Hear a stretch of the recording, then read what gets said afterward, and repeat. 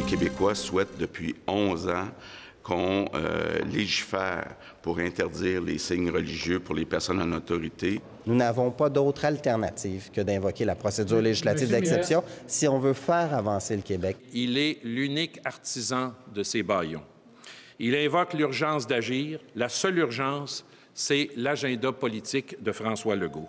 Il y aura un prix à payer pour ce bâillon-là. Le symbole est épouvantable compte tenu de la nature du projet de loi. Il y a beaucoup de tensions et de frustrations à Québec. 2 projets de loi qui seront adoptés par bâillon en fin de semaine. Députés qui vont siéger à partir de 9 h ce matin. Donc, grosse journée, grosse soirée également.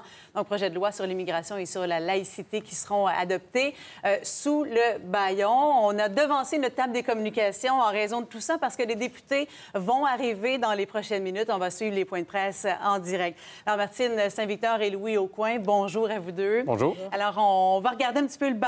Qu'est-ce que ça veut dire, ça, dans l'opinion publique? Comment s'est perçue cette procédure parlementaire-là? Mais non, il faut voir d'où on part. On part de 2 projets de loi. Un premier projet de loi qui va suspendre les droits et libertés individuelles de certaines minorités religieuses et un projet de loi qui va suspendre le processus d'immigration de 18 000 personnes. C'est assez important. Et puis là, ce qu'on dit, c'est qu'on va accélérer, ça c'est un euphémisme pour dire ne pas faire, le processus démocratique habituel, puis on va forcer l'adoption. C'est très grave. Normalement, ça devrait soulever des passions. Mais ça soulève des passions chez pas grand monde, à part les partis d'opposition. Et puis, je vais vous dire, du point de vue communication, ça aurait été mon conseil. Parce que de faire un bâillon. Parce que dans l'opinion publique, qu'est-ce qu'on a fait avec la CAQ? On a élu un gouvernement d'entrepreneurs. Et là, qu'est-ce qu'ils font? Bien, ils réalisent des choses comme font les entrepreneurs. Et puis c'est ça qu'on s'attend d'eux, c'est qu'ils fassent arriver des choses. Donc, et là, c'est en train de se faire. Et dans l'opinion publique, donc, ça n'a pas vraiment d'importance, là, c'est ce que Moi, je dirais que dans l'opinion publique, non seulement ça n'aura pas l'importance que M. Nadeau-Dubois donne à cette procédure-là, mais en plus, ça va donner, au contraire, du crédit au gouvernement et 2 pouces en l'air de la part de l'opinion publique. Le gouvernement Legault, qui se dit un gouvernement efficace, dit que finalement, on l'a entendu, François Legault, les Québécois veulent qu'on fasse ça, attendent ces projets de loi-là depuis 11 ans, plutôt celui de la laïcité. Oui. Martine, les oppositions parlent plutôt d'un gouvernement autoritaire. Qu'est-ce que ça fait, ça, le bâillon, sur l'image du gouvernement Legault? Bien, évidemment, ce qu'il faut se rappeler, c'est que l'opposition vient non seulement des partis de l'opposition à l'Assemblée nationale, mais aussi d'avocats, de groupes qui défendent les droits humains.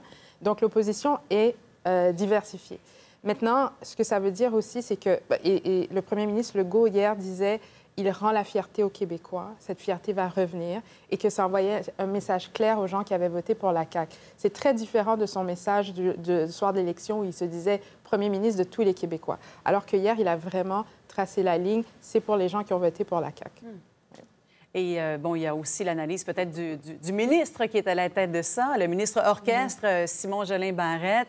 Comment vous le percevez dans ses fonctions? Ça fait à peine quelques mois qu'on le connaît comme policier. C'est vrai que c'est le bon mot, parce que c'est lui le chef d'orchestre à l'Assemblée nationale de ces projets de loi-là en particulier et de l'ensemble des projets de loi. Donc, il décide des priorités du gouvernement et tout ça. Il y en a très lourd sur les épaules. Et c'est lui qui dit aussi au ministre quoi répondre, par exemple, à la question de « Êtes-vous d'accord avec le bâillon? » Et vous avez posé à la ministre Blais ce matin. Donc, et dans ce cas-là... Elle a fait un grand détour avant de répondre qu'elle était en accord. Donc, mais pourquoi j'aurais voulu l'entendre? Enfin, peut-être la prochaine entrevue. Mais cette fois-là, c'est un exercice de communication que le gouvernement doit faire. Ça va s'assurer que tous les ministres, et là, tous les gens qui vont se présenter ce matin à l'Assemblée nationale, tous les députés, devraient savoir pourquoi ils sont d'accord avec le bâillon et pourquoi ils appuient cette procédure-là.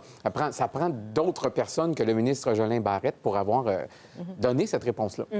Parce que depuis le début, on dit, on accuse le Parti libéral. On dit en raison des libéraux qu'on n'a pas le choix, ils font de l'obstruction, ils nous font perdre du temps, il faut qu'on y arrive. Martine, est-ce que vous avez vu ça de la même façon de votre côté? Non, pas du tout, parce que, c'est comme je disais, l'opposition ne se limite pas à l'opposition à l'Assemblée nationale, c'est-à-dire que même dans l'opinion publique, évidemment, il y a de l'appui, mais il y a beaucoup d'opposition. Et je pense que, pour revenir au ministre Jolin Barrette, l'image qui reste pour moi, c'est cette accolade avec le premier ministre Legault lorsqu'il a déposé le projet de loi.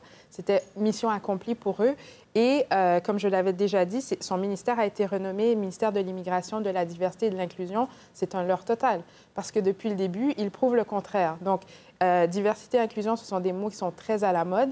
Encore faut-il les comprendre et savoir les appliquer. Et là, à date, il n'y a rien qui nous prouve que c'est ni compris ni bien appliqué. Vous avez certainement vu les différents points de presse de bilan de session parlementaire hier. De votre point de vue, qui est le grand gagnant? Quel parti politique s'en sort le mieux au point de vue de l'image, de la réputation, Louis? Alors, on est toujours dans la lune de miel du gouvernement de la CAQ, et puis ça dure, puis ça va pas toujours durer, mais ça dure longtemps, il faut le dire. Mais rappelez-vous que Justin Trudeau, ça avait duré un bon moment aussi.